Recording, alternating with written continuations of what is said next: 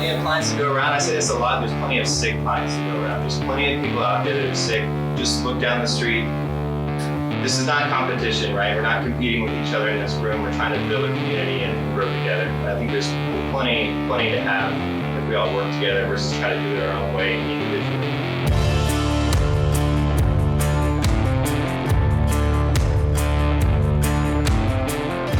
Why are we doing this? Well, there's 23 CrossFit affiliates, not to mention all the other micro gym, boutique fitness studios, and everything else. I believe there's strength in numbers, and it's worth staying open.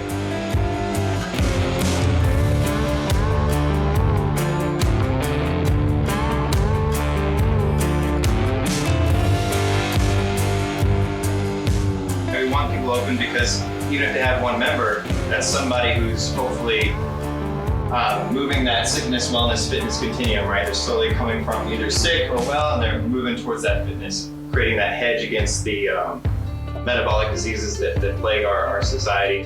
Welcome to the RVA Affiliate Collective podcast, where we share stories around the business of fitness and other things going on in the local RVA fitness community. Give us a follow on Instagram at RVA Affiliate Collective. Enjoy the show.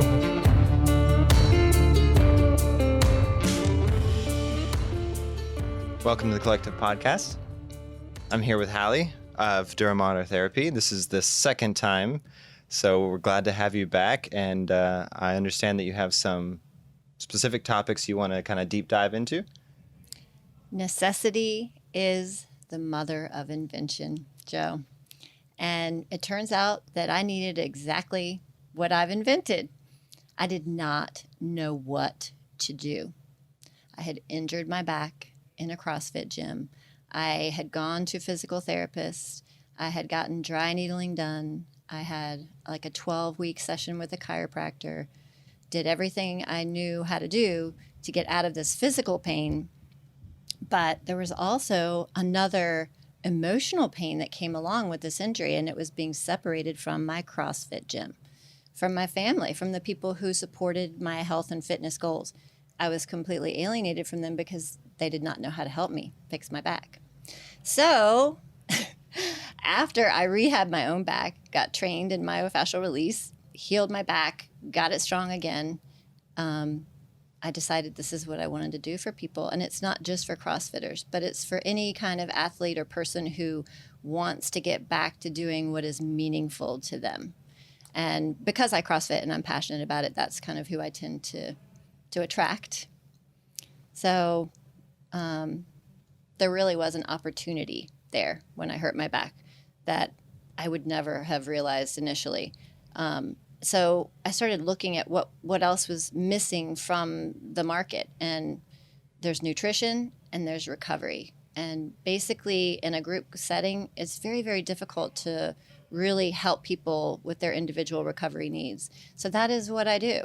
If I had had somebody like me to say, okay, this is how you injured your back, instead of my chiropractor and my physical therapist who were telling me not to do CrossFit anymore, if somebody had been there to hold my hand, to help me stay with my CrossFit family and to rehab properly, you would think I'd be able to do that for myself, but I think I was just so involved in my own injury that I wasn't able to do that until I kind of took a breath, figured out how to rehab myself. But so there are a couple things missing that you cannot get in a group class, and that's what I provide. I help people get moving again.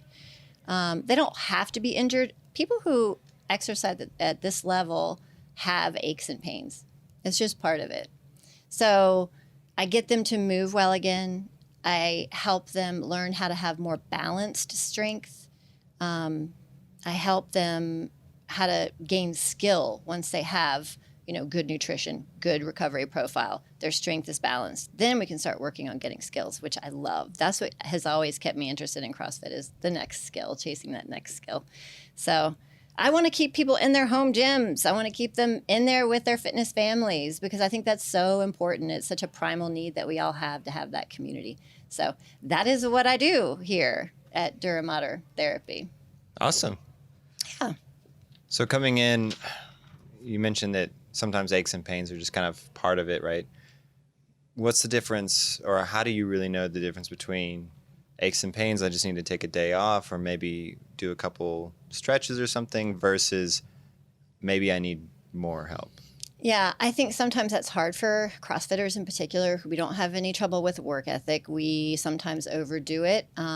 So I educate basically everybody that comes in here to DBG CrossFit and everybody that comes in here to DuraMater therapy on how injury happens in the gym and what they can do to increase their capacity. And I do this by actually drawing a graph for them that I learned in one of my trainings that I think is just a great way to have conversations, not only with yourself, but with your coaches about where you are on any given day. So we have your 100% capacity. That is where you are in pain. That is me picking up that 100-pound D-ball that I had no business picking up, right? So above 100 is pain. Below 100, you're doing just fine. So your capacity is 100. When you just wake up in the morning, you're going to have some aches and pains, okay? But you also have like anatomical stuff, maybe like stuff that's old injuries, like maybe you played softball, you have a torn labrum. It's whatever you can point to on your body and say, that really hurts me today. That's just an anatomical issue. And that's like 20% of your capacity just right there, like right when you wake up. So what interests me is the part that we have a little more control over, and that's your recovery profile and understanding your functional diagnosis. So that's what occupational therapists do. We look at how people function. We would take out a goniometer, right, this little measuring tool, and look to see if you had the ranges of motion to be able to do the things that were meaningful to you. Can you wash your own hair? Can you get yourself, out of the bathtub? These kinds of things. And then even an outpatient, I'd have people who had rehab to the point where they were like, I really want you to get me back out on the golf course, or I really want to start flower arranging again. Can you help me be able to reach and grasp and that kind of thing? So when I took this training, the active life professionals, they were definitely speaking my language with the joint angle stuff. So basically we have a lot more influence on our capacity in the gym when we can harness our recovery profile and figure out how we move and how we can move better. So your recovery profile is like how much you're sleeping. It's so vital. I mean, that is when our bodies repair themselves, when we're sleeping at night, how much protein you're getting and when you're getting it, so that you can, build back up the muscle that you've torn down in your workout. Your hydration is so important. So I help people, very individually create good, healthy habits that work for them. And usually I do that by tying it to a habit that they already have that's successful. And then if you want to increase your capacity even more, that's when I start looking at how you move. And every athlete that comes into DBG CrossFit gets a free movement assessment. And a lot of times when people are booking consults, that's how I get them to come in, is to kind of learn like, okay, so you have trouble with your squat. You've been trying to squat deeply for years and years and years, and it hasn't been successful. Well, maybe it's because you don't have, the range of motion with your dorsiflexion with your ankle. Or maybe that knee surgery that you had is going to always kind of limit your range there, but let's see what we can do to work around that. So it's very highly individualized. And once you start to harness all of that, you can bring that pre-existing load down. And the way they explain this pre-existing load too is kind of interesting. So when people talk about that last rep that they did in the gym being why they got injured, that's kind of like saying it's the last tequila shot you took on the pub crawl, right? Because it really is what it is. So you have all these things. You've got the anatomical issue. You've got your recovery profile, which may or may not be great. You've got your functional diagnosis with your lack of mobility, flexibility, and imbalanced strength. Maybe you have left or right imbalanced strength, or maybe like your deadlift is just really, really poor compared to your squat, whatever it is. So that's what you got. That's your pre-existing load. And then after a full day, a stressful day, perhaps at work, a commute, all of your home responsibilities, family responsibilities, all of that, then you finally get to your happy place. It's your gym. And you're so excited to be there, right? Like That's like my favorite place to be. I socialize there. My friends are there. All my support is there. So you're feeling good. That nagging back thing that you had from last week isn't bothering you at all. And you go and you get like 70% of your 1 rep max on your deadlift. And then, all the movements you want to do are planned in the workout. But then you get to something overhead, boom, you've hit your capacity. And you blame it on the last rep. But that's not why you're injured. It's not the last rep. It's all of the other things that need to be factored in. So that's what I educate people on, because they really need to understand how to increase their capacity using this information. And so it's helpful once people come in here and learn this, because then they can have conversations in their home gym with their coaches about what they need to be able to do, 20 minutes before a workout to increase their flexibility or their mobility. And then they start to see huge gains in the gym once they harness that. So it's great. True. Yeah. Yeah. So if you're thinking like, you mentioned some things that are totally within their control, whether it's sleep, protein intake. Do you have general guidelines for those? Like how much sleep, how much protein generally should people be? Say someone knew nothing about it and they were just like, well, where should I start? Yeah, I'm really, really glad you asked me that question, because one of the things we learned in graduate school was it was this book called The Intentional Relationship, right? So there is no blanket answer for everyone. And I think that's why I'm doing what I'm doing. It really is a very highly individualized thing. I know for myself, I really need 8-9 hours of sleep. Ideally, that's just how I've always been since I was a baby. But my husband needs very little. So, it's really just having an intentional relationship with someone, meeting them where they are, and really just bringing out what they probably already know about themselves and creating good habits to keep them healthy and safe in the gym and getting stronger and progressing, because that's what we want to do. Interesting. Yeah. So it's very highly individualized. I mean, I know people they like a prepackaged plan, right? They want the keto, or they want we need 8 to 9 hours, or we need this many liters. Well, I think there's whatever. guidelines, right? Versus specific. So guidelines, from what I know, it's 7 to 10 hours of sleep and, 0.8 to 1 gram of protein for every pound of lean body mass. Right. You kind of at least start there. Yeah. And I feel like for a lot of the general population that they're not even there. Right. And sometimes it's like, well, start there. Yeah. And then come in and get something individual. But if someone at home just wanted to immediately action on something. Oh, immediate action. I mean, just somebody start, off the right? street. I really think what I would probably start with is hydration. Yeah.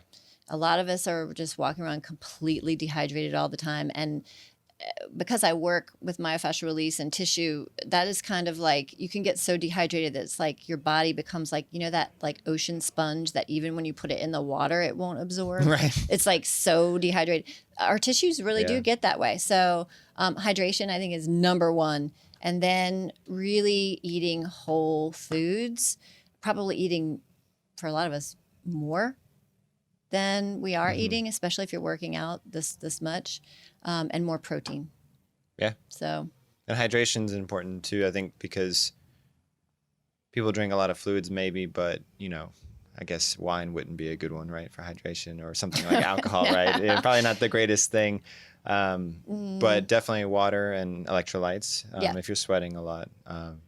Giving those muscles a little bit more lubrication, I guess. Well, it's funny that you bring that up, because I learned this in one of my trainings. I love going to trainings. I love incorporating what I learn pretty much immediately.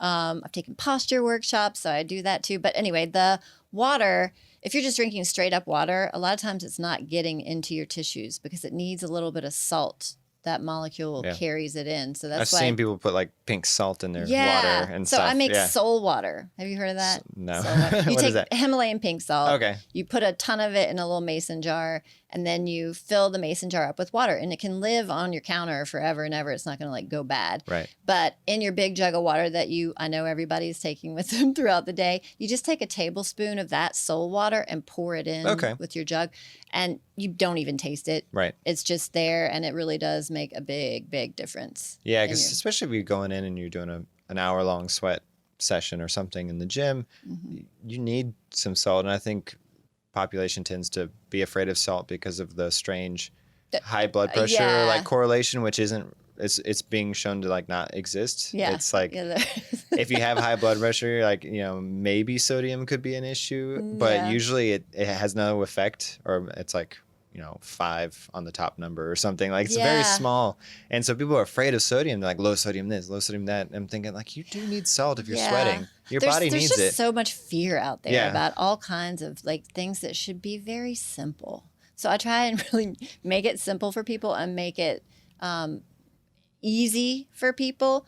And it's very non-judgmental. If I have somebody come in here and they're like, I really don't love to cook, you know, I'm not going to make them learn how to cook. We're going to find a way so that they can get what they need and they don't feel stressed out about it. Gotcha. So, I guess the other thing that I wanted to talk about a little bit is maybe I already did, I guess, is the athlete's hierarchy of needs. Yeah, I'm just trying to like walk through it. So we did general guidelines, kind of where we start, and then something more specific. So looking up on this board for those who might be watching on YouTube, I see that I am nowhere near 5.5 inches for ankle dorsiflexion. I'm at 3. Oh, wow. And it's always been a struggle. And so I just thought that if we wanted to kind of play on that, at like, okay, so if I'm at 3 and it says probably should be at 5.5, I'm guessing. Yeah. What are you doing about it? Anything? I'm doing lots of standing on the edge of a plate, like plates yeah. going all the way up and going all the way down. Yeah. And then doing lots of, you know, sitting in a squat, putting a kettlebell on one knee and then leaning over, right? And it seems to help temporarily, but not when you say longevity. Lots, like what is lots? Like before every session. Oh, okay. Yeah, so are you not seeing any improvement in it? I've been doing it focused probably for the last 3 weeks now. Oh, okay. And so maybe that's not long enough. Yeah, it's not long enough. But I've noticed that like after a day, it tends to go right back. And so I'm like, I find myself opening it up every time and doing distractions with the band. I've been trying everything. Yeah, I'm like, you're doing all the right things. Or even pushing with my thumbs in the joint. Yeah. Like Do you have injuries there? No. Just really big feet.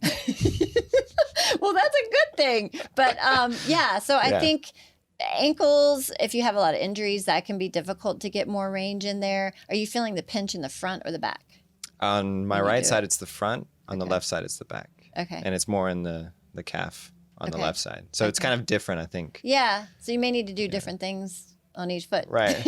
Yeah. But yeah, actually, you might want to, after this, we can look at your dorsiflexion and see if it actually has gotten any better. I bet you haven't measured it since December. Yeah, maybe. Yeah. But typically, like when I sell somebody my programming package, I never sell less than 12 weeks because the body just takes that long to really make a change. So I'll just keep on driving forward. Just keep on driving forward. And I mean, it helps for my sessions. I just wish it wouldn't take so much effort. And I guess if I just stay with it, it'll get there. I think it is a mindset. So if you really, really want to focus in on that, then I've programmed for people that have been successful doing that and has definitely helped their squats.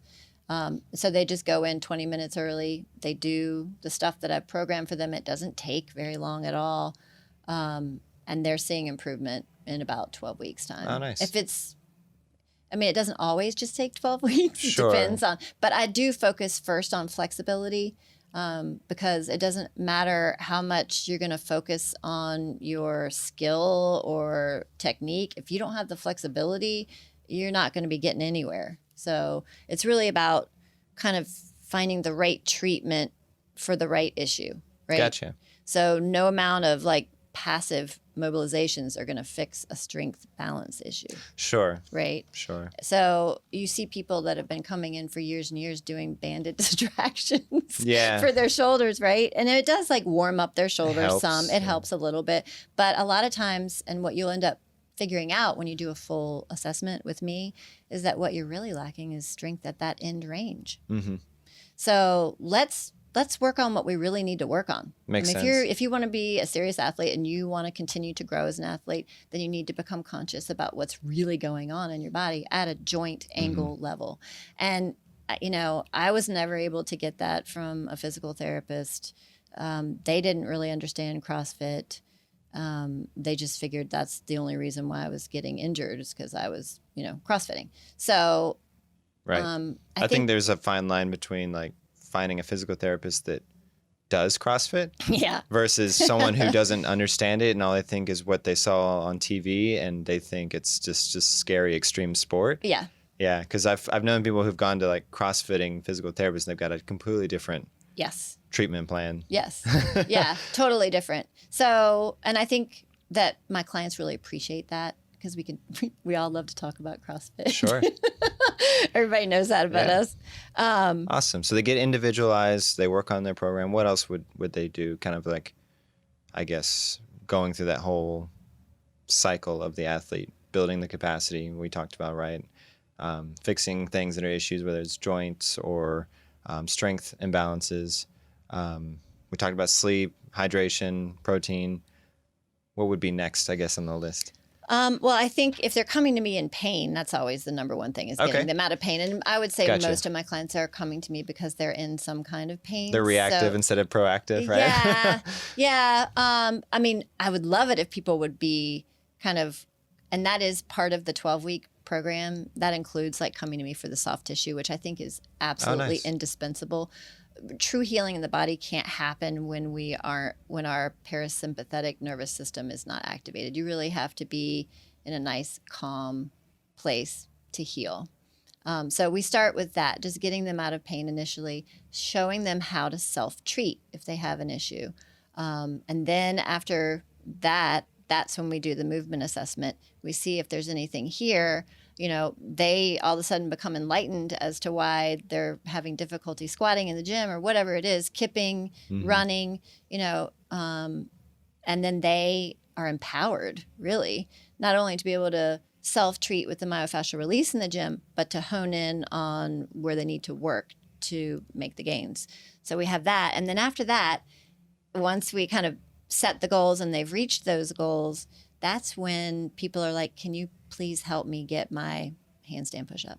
Or, nice. Right. So I've had trouble with this movement forever and ever because I didn't have the range. Can you help me? So again, the group classes are great, right? We all love them. They're so much fun. But I think what people need to realize is you can't get everything you need in a group class. And you need to be willing if you want to progress. Sometimes you need a little one-on-one assistance. And that's what I do. I know I got my ring muscle up because I went and paid a coach to help me kind of fine tune what I was doing. Yeah. And to give me a progression and homework.